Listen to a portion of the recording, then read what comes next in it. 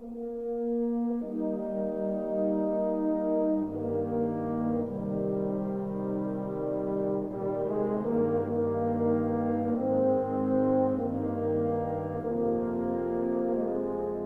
Matthew chapter 24, verse 36, we read Jesus giving what's known as the Olivet Discourse.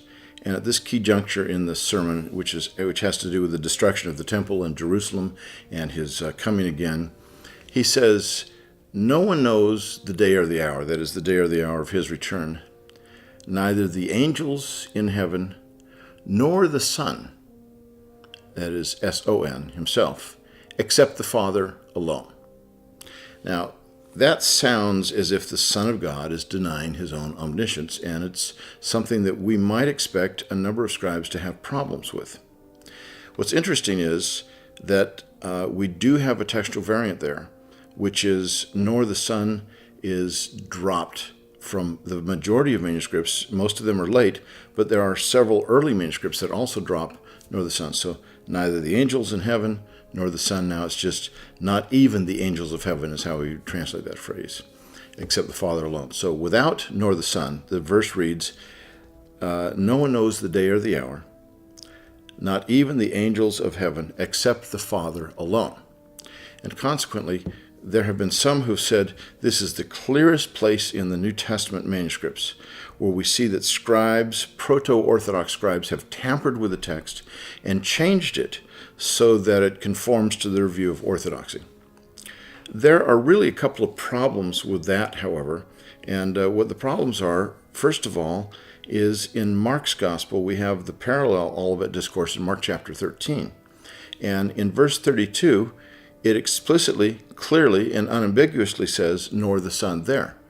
The earliest manuscript we have that drops that wording is from the 10th century. And as far as we know, there's only one Greek manuscript that does not have "nor the Son" at Mark 13:32, while the majority of manuscripts at Matthew 24:36 drop it. Now, the problem we've got with this is these very same scribes who are working on Matthew 24:36, when they get done writing out Matthew's gospel, now are copying Mark's gospel in their typically 4 gospel codex is what they're writing. And so when they get to Mark 13:32, do all of them have a case of amnesia? And they say, we had "nor the Son" here, we dropped it, we took that out, but we forgot that we did that, and we're not going to take it out here. In other words, Mark's gospel very clearly says that the Son of God did not know the day or hour of his return. Matthew's gospel, if these scribes took those words out, would say that Jesus does not explicitly deny his own omniscience here. But even there, that's not the only problem. The other thing is, in Matthew's gospel, you have one word added that you don't get in Mark, and that's the word "alone" with the Father, so that it says implicitly what Mark says. If we drop the words "nor the Son" in Matthew 24:36, as the majority of manuscripts, and again some early manuscripts do, then it reads, "No one knows the day or the hour, not even the angels of heaven, except the Father alone." But in Mark's gospel, you've got "no one knows the day and the hour, not even the angels of heaven, nor the Son, except the Father." It does not add the word "alone." So Matthew implicitly refers to the exclusive knowledge of the Father in a way that Mark explicitly does that. And consequently, even if you drop those words in Matthew, it really doesn't absolve the problem of the Son of God's omniscience.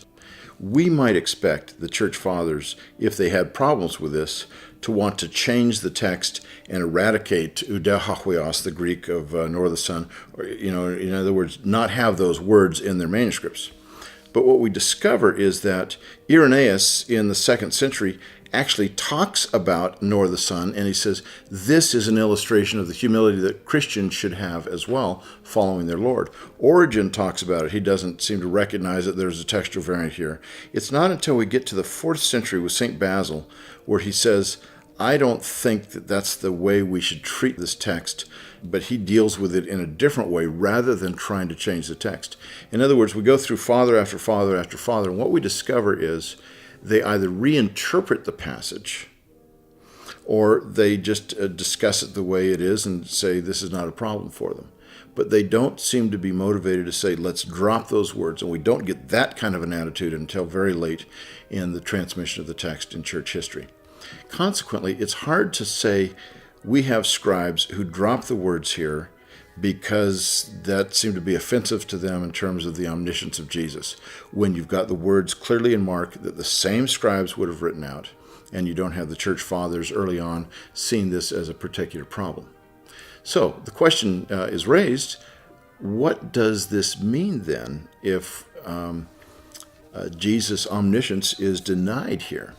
And that's an area for theologians to wrestle with, but what's interesting is you do have other places that very clearly show that Jesus was not omniscient while he's on earth among people.